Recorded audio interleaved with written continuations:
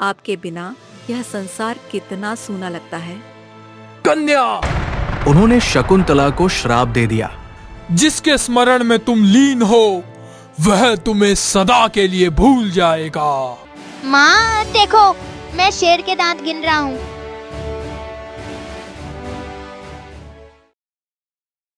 कुरु राजवंश भारत देश का एक सम्मानित और प्रतिष्ठित राजवंश था। इसके प्रथम प्रभावशाली राजा ययाति ने इतिहास में अमर स्थान प्राप्त किया। उनके एक पुत्र का नाम पुरु था। उन्हीं की 7वीं पीढ़ी में एक ऐसे राजा का जन्म हुआ जो इतिहास में राजा दुष्यंत के नाम से प्रसिद्ध हुए। एक दिन राजा दुष्यंत शिकार के लिए जंगल में निकले।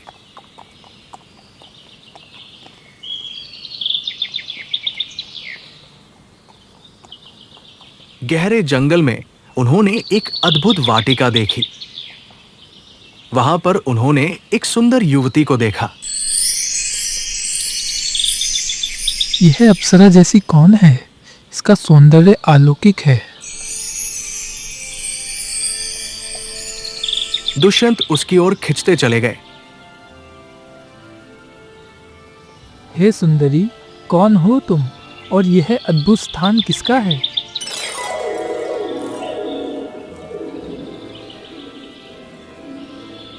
मैं शकुंतला हूँ। यह महर्षि कर्ण का आश्रम है और मैं उनकी पुत्री हूँ। आप कौन हैं जो इस वन में विचरण कर रहे हैं? मैं राजा दुष्यंत हूँ। आज शिकार के लिए इस वन में आया था, लेकिन इस अद्भुत वाटिका और आपके सौंदर्य ने मेरा मन मोह लिया।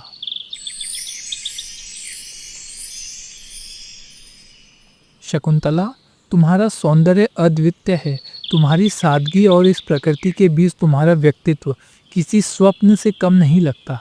क्या मैं महर्षि कर्णव से भेंट कर सकता हूँ? महर्षि अभी आश्रम से बाहर गए हैं। आप जब तक चाहें यहाँ विश्राम कर सकते हैं।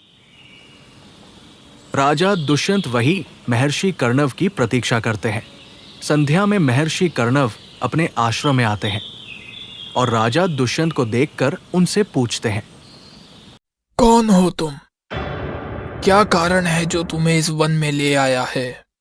महर्षि, मैं राजा दुष्यंत हूँ। आज शिकार के दौरान मैं आपके इस दिव्य आश्रम में पहुंचा और आपकी पुत्री शकुंतला से भेंट हुई। मैं इनसे इतना प्रभावित हूँ कि मैं इनसे विवाह करने का प्रस्ताव आपके समक्ष लेकर आया हूँ। पुत्र, यह प्रसन्नता का विषय है कि तुमने हमारी पुत्री के प्रति ऐसा सच्चा आदर और प्रेम दिखाया। लेकिन मैं तुम्हें यह स्मरण दिलाना चाहूंगा कि विवाह केवल प्रेम का नहीं बल्कि कर्तव्यों का भी बंधन है।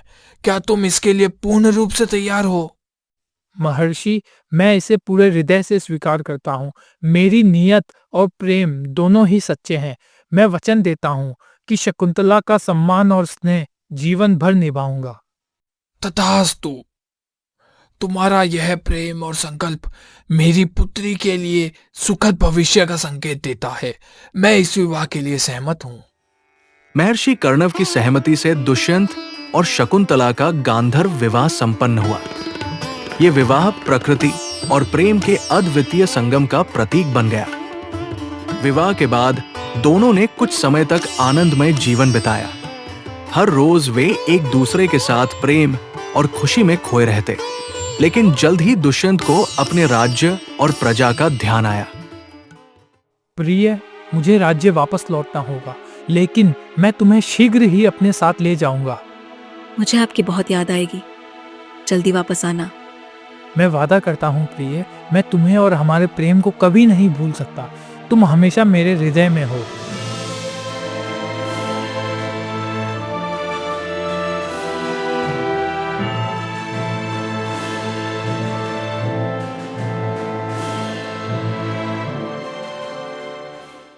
स्वामी, आपके बिना यह जीवन अधूरा है।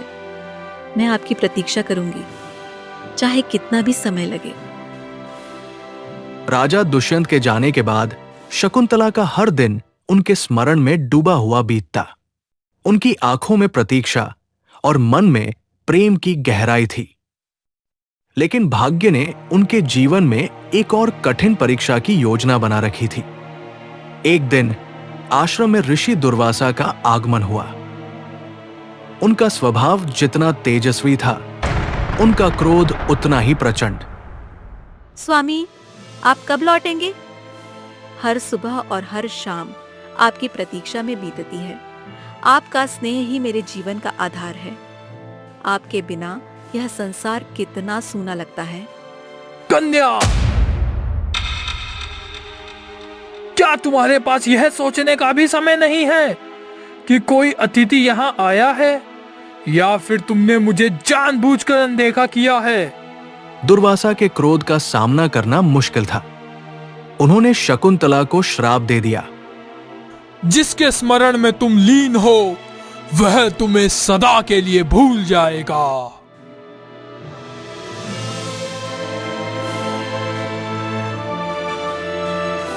महर्षि, मुझे क्षमा करें। मेरी भूल के लिए मुझे श्राप मत दें। मेरे श्राप को टाला नहीं जा सकता कन्या। दुर्वासा का श्राप शकुंतला के जीवन में एक नया मोड़ लाया। उसे समझ में नहीं आया कि वो क्या करे। उधर राजा दुष्यंत उनको पूरी तरह भूल गए। कुछ समय बाद शकुंतला ने एक पुत्र को जन्म दिया। उसका नाम भरत रखा गया। भरत का जन्म आश्रम में एक महत्वपूर्ण और आनंदमयी क्षण था। भरत असाधारण वीर और निर्भीक थे। मात्र 6 वर्ष की आयु में वो अपने अद्भुत साहस और शक्ति का प्रदर्शन करते थे।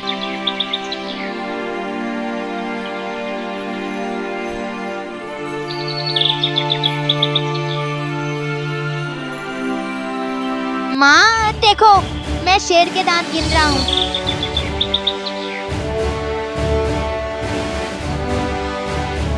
मेरे पुत्र, तुम्हारी वीरता और साहस असाधारण है। तुम्हारा हृदय एक सच्चे योद्धा का है। भरत की वीरता और निर्भीकता ने न केवल आश्रम बल्कि पूरे राज्य में उसकी प्रसिद्धि फैला दी थी। वो निडरता और साहस के प्रतीक बन गए थे। एक दिन शकुंतला अपने पुत्र को लेकर राजा दुष्यंत के पास पहुंची, परंतु महर्षि दुर्वासा के श्राप के प्रभाव से दुष्यंत उन्हें पहचान नहीं सके। महाराज, यह आपके पुत्र भरत हैं। कृपया इन्हें स्वीकार करें। यह आपके प्रेम और हमारी सौगात है। मैं तुम्हें नहीं जानता, तुम कौन हो और यह बालक कौन है? महाराज, मैं आपकी पत्नी शकुंतला हूँ। यह हमारा पुत्र भरत है। आपने मुझसे वादा किया था कि आप मुझे लेने आएंगे, परंतु अब आप मुझे भूल गए हैं। यह कैसे संभव है? मुझे तुम्हारी कोई याद नहीं। तुम झूठ बोल रही हो। माँ, पिताजी हमें क्यों नहीं पहचान रहे? क्या हमने कुछ गलत किया? नहीं मेरे बेटे, यह सब महर्षि दुर्वासा के श्राप का प्रभाव है। तुम्हारे पिताजी हमें जरूर याद करेंगे। शकुंतला के आंसू और भरत की मासूमियत ने दरबार में सभी को भावुक कर दिया। लेकिन राजा दुष्यंत श्राप के प्रभाव में अपनी ही पत्नी और पुत्र को नहीं पहचान पा रहे थे। शकुंतला का विश्वास था कि एक दिन महर्षि दुर्वासा का श्राप समाप्त होगा और दुष्यंत को सब कुछ याद आ जाएगा। महर्षि दुर्वासा के श्राप का प्रभाव समाप्त होते ही दुष्यंत को सब कुछ स्मरण हुआ। उनके हृदय में शकुंतला और अपने पुत्र भरत की छवि जाग उठी। शकुंतला, मैंने तुम्हें पहचानने में भूल की। कृपया मुझे क्षमा करो। महाराज, आप लौट आए। मैं हमेशा आपके लौटने की प्रतीक्षा कर रही थी। भरत मेरे पुत्र, मैं तुम्हें और तुम्हारी माँ को पहचानने में भूल कर गया था। मुझे माफ कर दो। पिताजी, मैं हमेशा आपके साथ रहूंगा। इस मिलन ने कुरु राजवंश को नई दिशा दी और भरत को अपने पिता से शक्ति और साहस मिला। वह दिन उनके जीवन में एक नई शुरुआत के रूप में अंकित हो गया। राजा भरत के न्यायपूर्ण शासन ने भारतवर्ष को नाम और नई पहचान दी। उनके वंशजों में राजा हस्ती ने हस्तिनापुर की नींव रखी और राजा शांतनु के शासनकाल से महाभारत की वीरगाथा का प्रारंभ हुआ। ये काल केवल शक्ति, प्रेम और न्याय की गाथा नहीं था, बल्कि भारतीय इतिहास को अमर बनाने वाला युग भी था।